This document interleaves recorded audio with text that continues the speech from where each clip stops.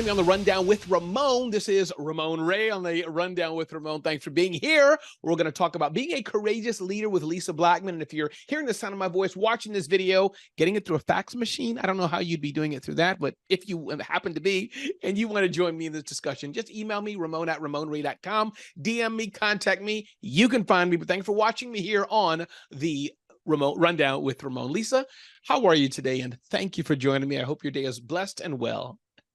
Thank you so much, Ramon. Everything is well. We're just doing what we need to do to serve the people we've been called to serve. That's right. We were talking about that offline, right? I was saying how today, as we're talking here, it's a busy day for me, but no complaint, because I told my wife, I said, if you see me sitting on the couch too long, watching too many movies over a course of a day or week, see, that's a problem. So absolutely. Get up and get moving. I'm doing and moving stuff. We okay. Right. Absolutely. Lisa, introduce yourself to us. Who are you today? Who do you serve? What do you do? And then I want to talk about that journey to who you are today and how you got there. Speaking of the present, please.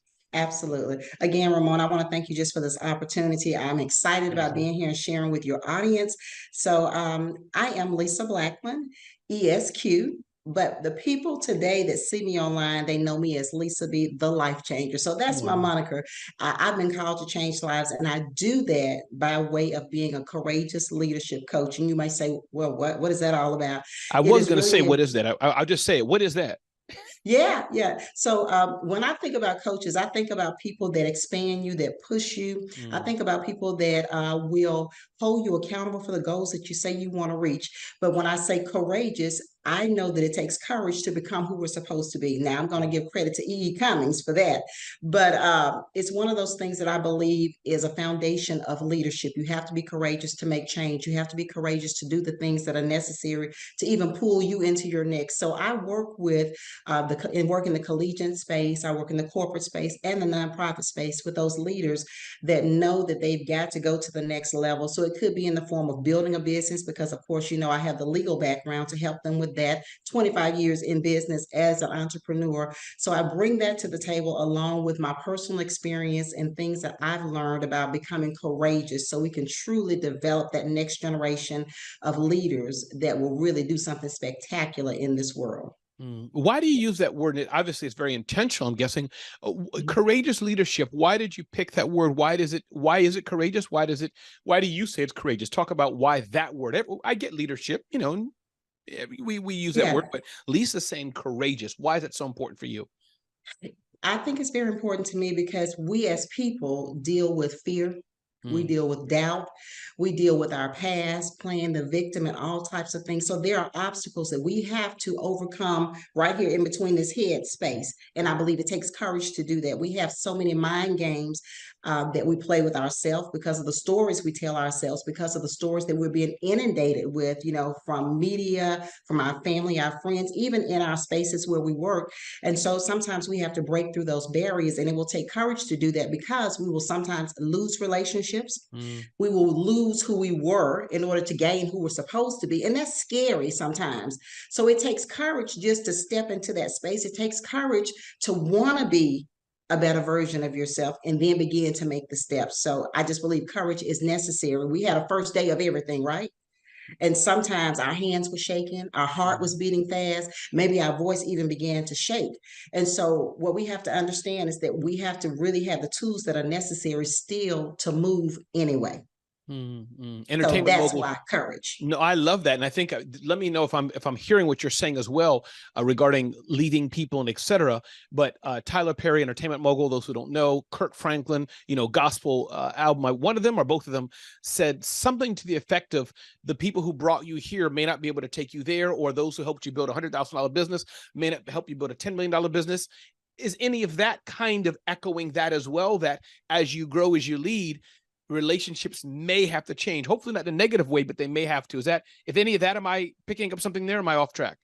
No. You are directly on track, because what we understand is that we love what is comfortable. We love what we are accustomed to. And so in relationships, if we have to part the waters, so to speak, then it becomes uncomfortable to have those conversations and to make those moves. And sometimes, again, going back to what you said, it is that people are designated, I believe, for periods or seasons in your life. Everybody is not going to be with you the entire span of your life. So we have to be clear on the fact that their assignment was to get you to this level. And it's not that you negate what they've done for you or how they've helped you. You appreciate that. But sometimes you're going to the next CEO, the next mentor, or the next teacher to help you to get to where you need to go. And it's not, again, that you don't appreciate what they did for you or that relationship, because it helps you to become who you are today. Yeah, no, that's true. Lisa, can you give us a for example? I don't want you to say, there's a guy named Jerry who is 47-year-old in Texas who called me. We don't want to get people's business here, but can you give me a metaphor of people you help and serve, a for example, or what this could be, mash up names and dates and all that, people you work with, but it's like, is this, I don't know, a scenario, 45-year-old executive who's middle management trying to get ahead, Lisa's work with him or her. Just help me understand, for example of what that story could look like for a leader who's trying to go from A to B. Make it real to us, give us a story. Yes. Yeah, absolutely. Let me just give you an example of one of my most recent clients. She has been an entrepreneur for years. We've talked about expanding business for years. And it's not that her bottom line wasn't sufficient for taking care of home, but she was also working herself to the bone. And so one of the things about leaders, sometimes we have visions, we have missions and things that we want to put in place, and we are afraid to give somebody else the baby, which means sometimes we're afraid to build team and say, hey, can you carry this for me? Because sometimes we feel like we're the only ones that can carry it. You know how it is. Nobody can do it like I can. But part of my goal with working with her was teaching her to trust others, vet them properly, to help her carry the vision so that she can expand her business and come from, from doing all of the grunge work to allowing team to assist her to get to the next level. Because we know no man is an island, right? When you try to do it by yourself, yeah, you can get a little distance on you. But if you want to go far, that proverb, you need to take some people with you. And so we worked with her mindset, helping her to expand her mindset, to give the vision to somebody else, to employ other people, as well as work in the global area where she was able to make some connections so she could expand her business. She had fears about doing those things. So we help you to get past those fears, because I know, again, it's still going to take courage. And so we have to deal with our minds. Most of the time, you've heard it probably in the past, we are the enemy, because the enemy is within me. It's the mind. And so I work with entrepreneurs like that are looking to expand their business. They are looking to up level, and they're looking to be accountable for that. Because one thing Lisa B is going to do, she's going to hold you accountable for what you said you want to do and who you said you want to become. That's part of what I love to see as I work in this business. So that particular client, I want to say she is 40, 42-ish or something like that. And so I can see the expansion, and she's given great testimonial, for which I'm thankful. That means that I'm in purpose. Yes. And so that's really what I'm really more concerned about, being in purpose. As long as I can do the things that are necessary to leave here on empty, I'm good.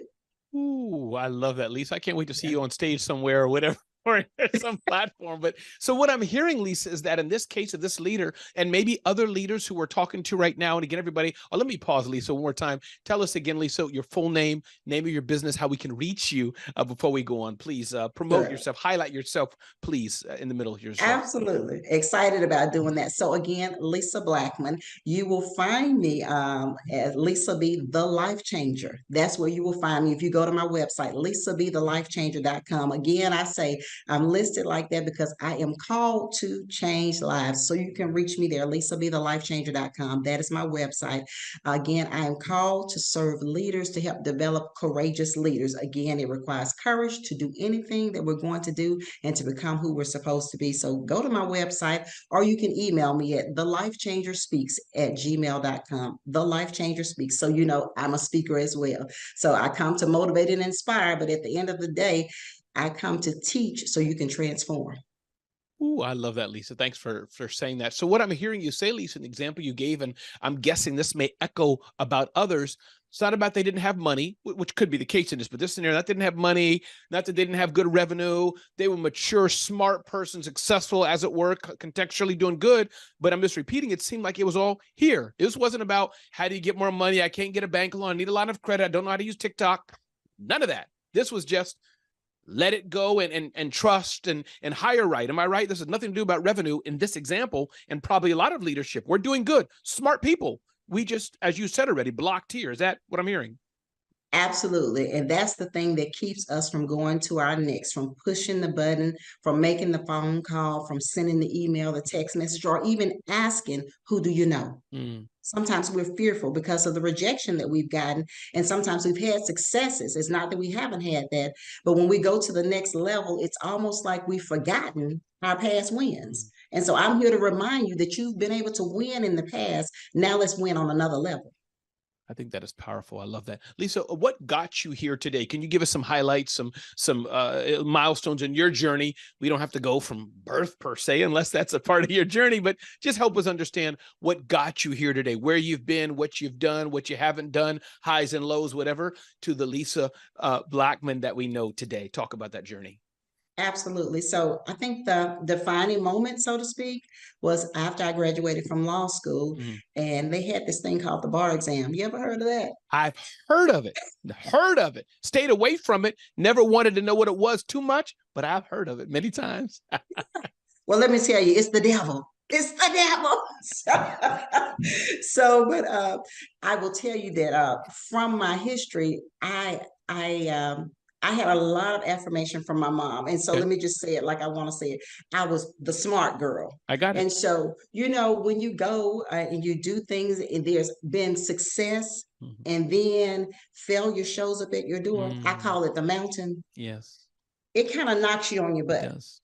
And that is what happened to me with the bar exam. Not one time, not two times, but I had to go 3 times.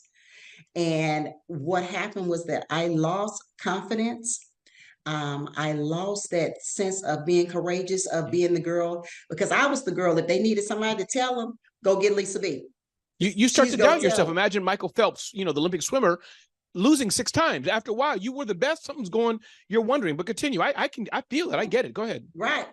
And so what I learned from that, after running up against that mountain over and over again, and it was one of those things in retrospect, how we learn things that hindsight, it's like, oh, I wish I knew that then. But what I learned from those failures from the bar exam was, I guess what I call my signature system now. It's called FACT, F-A-C-T, faith, action, courage, and tenacity. That is a fact. Okay. Trademark, by the way. I'm an attorney. You're like, Ramon, before you use it and claim it as yours, hold the phone. Absolutely. So, but that's what I learned from that. And so even as I began to go to a place, I was applying for some jobs, rejection, even in that after I passed the bar exam. And so I said, you know what, I'm just going to do it myself. So I opened my own firm, but it was still scary. I still didn't know which way to go. I had a couple of mentors, but the truth of the matter is many of them, they were running their own firms as well. So they really needed to be vested in that. Coaching wasn't a big thing at that time, 20 something years ago, not in my life. It wasn't something I had exposure to. So I would say that since that bar exam and since that experience, I've just really had to really dig down and say, Lisa, you still got to be courageous. And I still run into times where I get a little shaky. Absolutely. It's the human factor. It's like, can I do this? My husband asked me just the other day, I'd been solicited to run for a judge on many occasions. And I told him, I said, well, it's not something I'm interested in. Then he said, is that really what the reason is? I said, I think they might not vote for me. Wow. He knows How you. about that? He knows his lady, right? How about that? And so I'm simply saying that life itself is teaching me how to be more courageous. It's teaching me to be transparent with people. I don't have to be a superwoman as I once thought I had to be. I can have some failures and learn from those failures, but the important thing is still moving forward. The important thing is still encouraging my clients and creating programs and systems for them to move forward so they can expand their brands, diversify their cultures if necessary, have those hard conversations. Those are courageous conversations that are necessary, and leaders have to have those conversations. Yes. You won't have that growth that you need.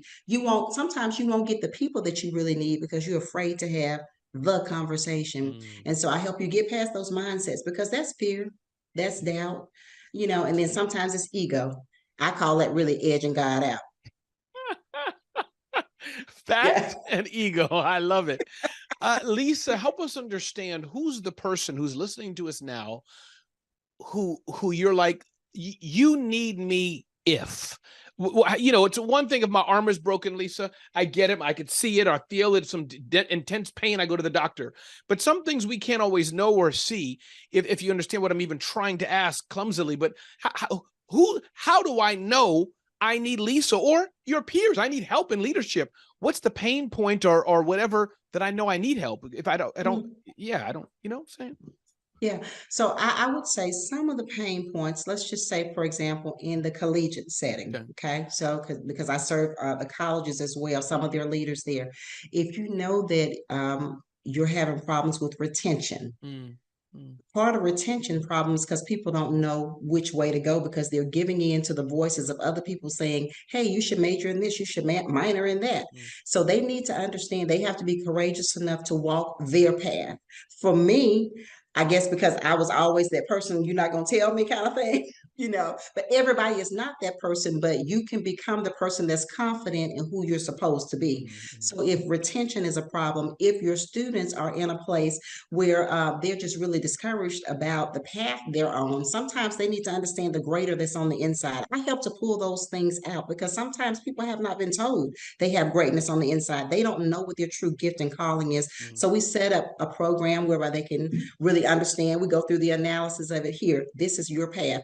Choose. Will you walk today or not? And then we give them what I call tools to help them stay on path for success. So that's in the collegiate setting. In those corporate settings, my background is that I also have a minor in Black studies. So I do some DEI work. So I know that diversity, equity, and inclusion is so important in becoming a leader. And I do know that some people are like, oh, we're already doing that. Are you really? Are you really having those tough conversations, or are we doing the surface level? I like to dig deep and really find out, not just from the leaders, but from the team. How are you feeling in this case? What can we offer, as the company to help you feel like this is the place that I need to be? And then also making sure that the teams are the ones that are benefiting from what's going on in the company, meaning professional growth is there, but the right people. Sometimes we just hit the numbers. We brought somebody in. You need to bring somebody in that can really change lives. They can touch not only the minds of people, but we need to touch the hearts of people, because if we can catch you in the heart, then we can catch you in the mind and help you to get transformed. It's about being able to connect. So I tell God all the time, Lord, let people that are supposed to be connected to me, let it be a clarion call. Let my voice be the one that they need to hear. So again, I come in to motivate them, to inspire them. We can talk about sales and things like that. But at the end of the day, if this is not a culture in this company that works well, we need to talk to you and find out what the root cause is. So we offer the assessments for that to really find out. And we ask for truth and transparency, because that's what we can work with.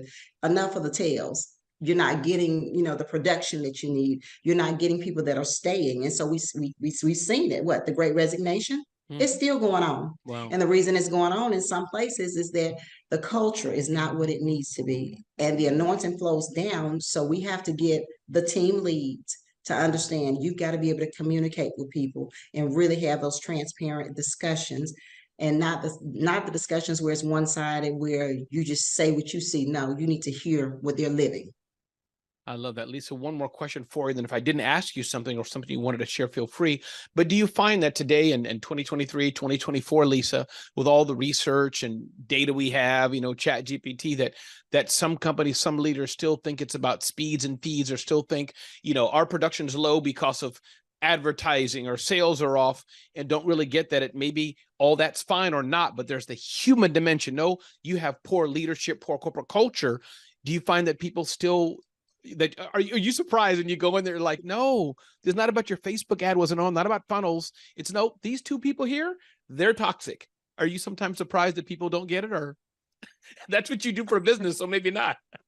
No, I would say sometimes I'm surprised, but sometimes I'm not. And that's all because we are inundated with technology, right? Yeah.